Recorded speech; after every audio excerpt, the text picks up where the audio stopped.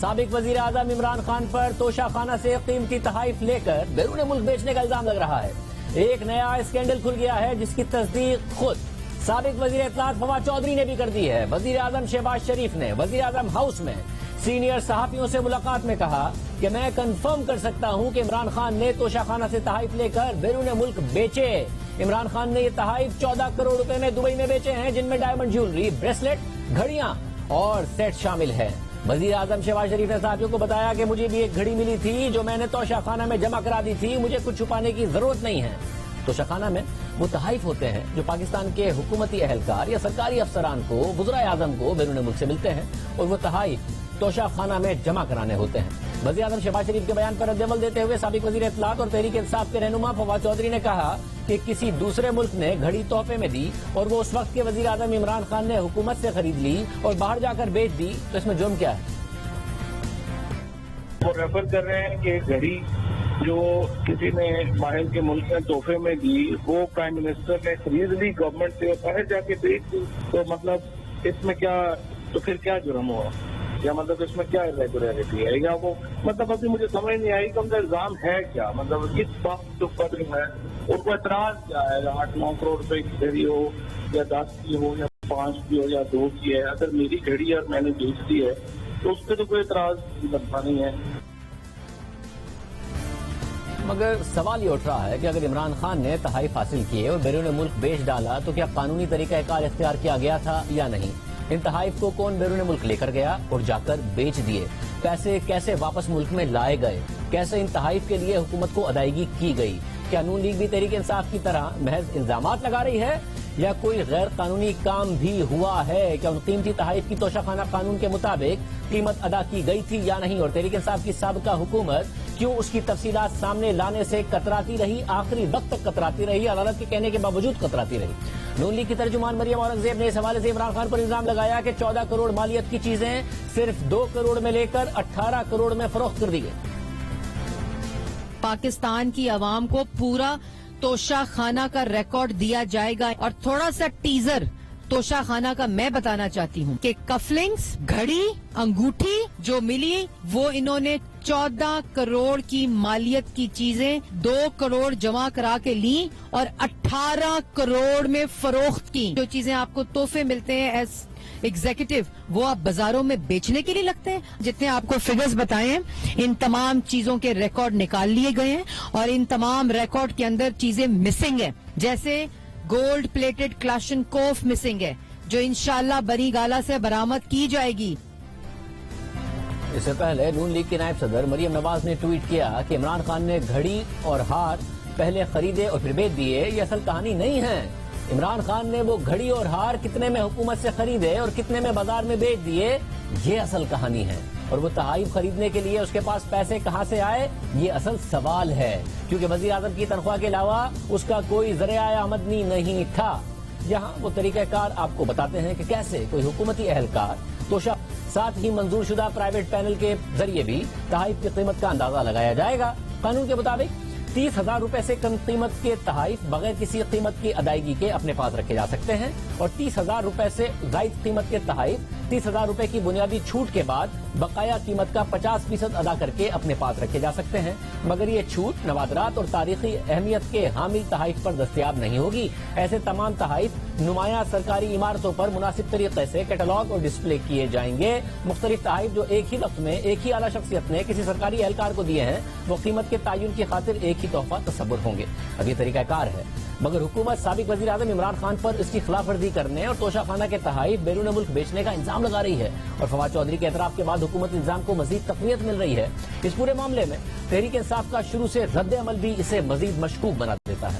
تحریک انصاف کی سابقہ حکومت توشہ خانہ کی تفصیلات پبلک کرنے سے کتراتی رہی، اپوزیشن بار بار مطالبہ کرتی رہی، عدالت سوال اٹھاتی رہی، سابقہ حکومت خود بھی دعویٰ کرتی رہی کہ تفصیلات سامنے لائی جائیں گی، مگر آج تک توشہ خانہ کی تفصیلات عوام کے سامنے نہیں لائی گئی اور اب تو خود حکومتی تبدیل ہو گئی ہے۔ یہ معاملہ گزشتہ سال ستمبر میں شروع ہوا تھا جب ایک شہری نے اس حوالے سے پاکستان انفارمیشن کمیشن میں باقاعدہ درخواست دائر کر دی اور یہ مطالبہ کر دیا کہ وزیر اعظم کو ملنے والے تحائف کی تفصیلات عوام کے سامنے لائی جائیں، اور پھر پاکستان انفارمیشن کمیشن سے کابینہ ڈویژن کو ہدایت کی گئی کہ وزیر اعظم عمران خان کو ملنے والے تحائف کی تفصیلات سامنے لائی جائیں۔ मगर काबीना डिवीजन ने ये हुक्म मानने के बजाय इस फैसले को इस्लामाबाद हाई कोर्ट में चैलेंज कर दिया। साबका हुकूमत ने अदालत में और अदालत से बाहर भी एक दिलचस्प मौक़िफ़ इख्तियार किया, जिस पर शदीद तनकीद भी हुई और अदालत ने भी सवाल उठाए। साबका हुकूमत का ये मौक़िफ़ था कि वज़ीर आज़म इमरान खान को मिलने वाले तहाइफ स्टेट सीक्रेट हैं। तहाइफ पब्लिक करने से मीडिया हाइप और गैर जरूरी खबरें फैलेंगी, जिससे मुख्तलिफ ममालिक के साथ पाकिस्तान के ताल्लुकात खराब होने का खदशा है और दोस्त ममालिक नाराज हो सकते हैं। उस वक्त की हुकूमत ने अदालत से कहा कि पाकिस्तान इंफॉर्मेशन कमीशन का हुक्म कानूनी अख्तियारात से तजावुज़ है। गुज़िश्ता साल अक्टूबर में इस मामले पर समाअत के दौरान इस्लामाबाद हाई कोर्ट के जज जस्टिस मियां गुल हसन औरंगजेब ने रिमार्क्स दिए कि अगर कोई दिफाई तोहफा हो तो बेशक ना बताएं, लेकिन हर तोहफे को पब्लिक करने पर पाबंदी क्यों है? किसी मुल्क ने हार तोहफे में दिया है तो उसकी तफसीलात अवाम के सामने रखने में क्या हर्ज है? हुकूमत दीगर ममालिक से मिलने वाले तहाइफ ना बताकर क्यों शर्मिंदा हो रही है? हुक्मरानों को मिलने वाले तहाइफ उनके नहीं बल्कि अवाम के हैं। कोई अवामी ओहदा ना हो तो क्या ओहदों पर बैठे अफराद को तहाइफ मिलेंगे? हुकूमत क्यों तमाम तहाइफ को म्यूजियम में नहीं रखती? जस्टिस गुल हसन ने मजीद कहा कि हुकूमत को चाहिए कि गुज़िश्ता 10 बरस की तफसीलात अवाम के सामने रख दे। हुकूमत ये भी बताए कितने तहाइफ का FBI से तखमीना लगवाया है, किस मुल्क ने कितनी मोहब्बत से क्या तोहफा दिया। ये अवाम को बताने से ताल्लुकात कैसे खराब होंगे? समाअत के आखिर में हुकूमती नुमाइंदे ने अदालती सवालात के जवाब देने के लिए वक्त मांग लिया था, जिस पर अदालत ने समाअत गैर मुय्यना मुद्दत तक के लिए मुलतवी कर दी थी। और फिर जब तोशाखाना केस की इस्लामाबाद हाई कोर्ट में 11 नवंबर को दोबारा समाअत हुई तो तब भी साबका हुकूमत वजीर आजम को मिलने वाले तहाइफ की तफसीलात सामने नहीं लाई और अदालत से मजीद वक्त मांग लिया। जस्टिस मियां गुल हसन औरंगजेब ने रिमार्क्स दिए कि अगर मुझे शील्ड मिलती है तो हाई कोर्ट में लगाऊंगा, साथ नहीं ले जाऊंगा। वजीर आजम ना भी रहे तो भी दरख्वास्त गैर मौसर नहीं होगी। जस्टिस गुल हसन ने हुकूमती वकील से कहा कि जो तहाइफ लोग घर ले गए हैं उनको भी वापस म्यूजियम में रखें। फिर दिसंबर 2021 में एक बार फिर तोशाखाना केस समाअत के लिए मुकर्रर हुआ तो साबका हुकूमत ने एक बार फिर मजीद मोहलत मांग ली, तफसीलात नहीं बताई। साबिक अटॉर्नी जनरल खालिद जावेद खान ने सुप्रीम कोर्ट में मसरूफ होने के बाइस इल्तवा की दरख्वास्त कर दी, जिसे अदालत ने मंजूर कर लिया। यानी कई मौके मिलने के बाद भी साबका हुकूमत वजीर आज़म इमरान खान को मिलने वाले तहाइफ पब्लिक करने में रुकावट बनी रही। अदालत को भी मुतमईन नहीं कर पाई कि वो क्यों नहीं चाहते कि वजीर आज़म को मिलने वाले तहाइफ की तफसीलात अवाम के सामने लाई जाएं।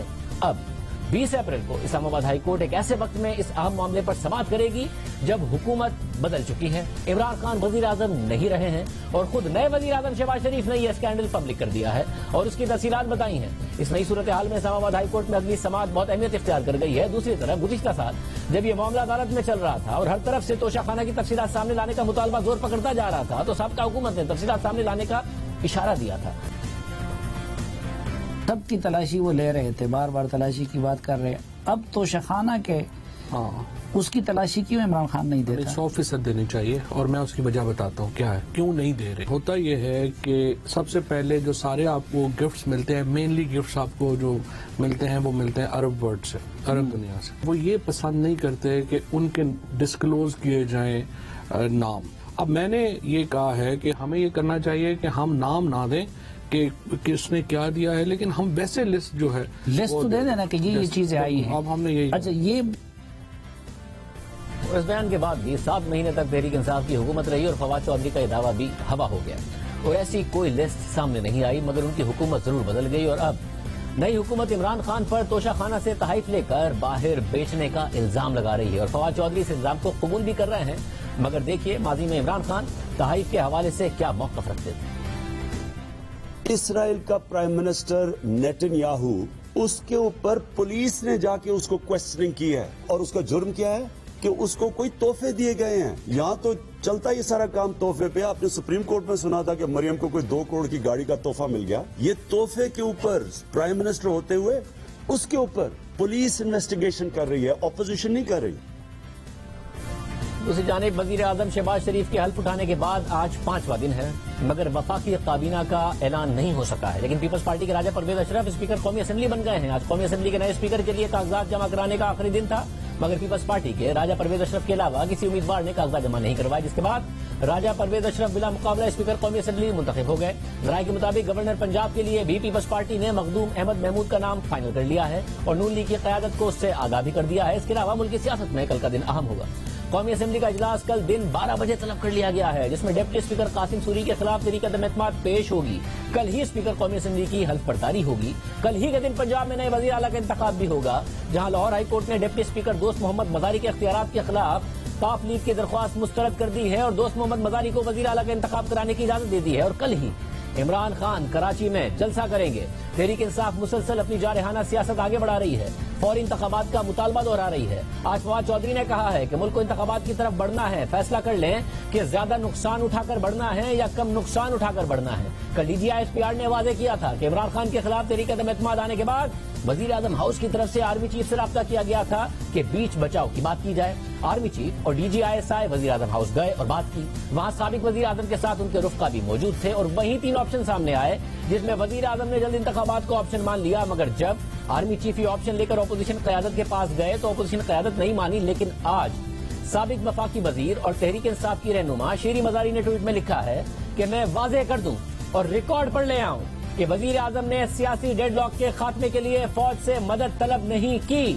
فوج نے اس وقت کے وزیر دفاع پرویز خٹک کے ذریعے ملاقات کا وقت مانگا اور 3 تجاویز دی کہ وزیر اعظم مستعفی ہوں، عدم اعتماد کا سامنا کریں یا نئے انتخابات قبول کریں۔ یعنی شیری مزاری ترجمان پاک فوج کے بیان کو غلط کہہ رہی ہیں اور خود پاک فوج کی قیادت پر وزیر اعظم کے سامنے 3 آپشن رکھنے کا الزام لگا رہی ہیں، جن میں سے ایک آپشن ان کے استعفے کا بھی تھا۔ آج خود عمران خان نے بھی ٹویٹ میں لکھا ہے کہ کراچی میں ہمارے جلسے میں شرکت کے لیے آنے والوں سے میری گزارش ہے کہ وہ قومی پرچم اپنے ساتھ لے کر آئیں، کیونکہ اب یہ امریکی شہ پر مقامی میر جعفروں کی معاونت سے حکومتیں بدلنے کے خلاف پاکستان کی خود مختاری اور حقیقی جمہوریت کی ایک جنگ ہے۔ یعنی کل D G I S P R نے کسی بھی سازش کو مسترد کیا تھا، آج عمران خان پھر یہ بات کر رہے ہیں کہ کس طریقے سے امریکی حما پر یہ کام ہوا ہے۔ سیاسی گرما گرمی جاری ہے، بیانات کا تبادلہ ہو رہا ہے، کیا معاملہ ہوگا؟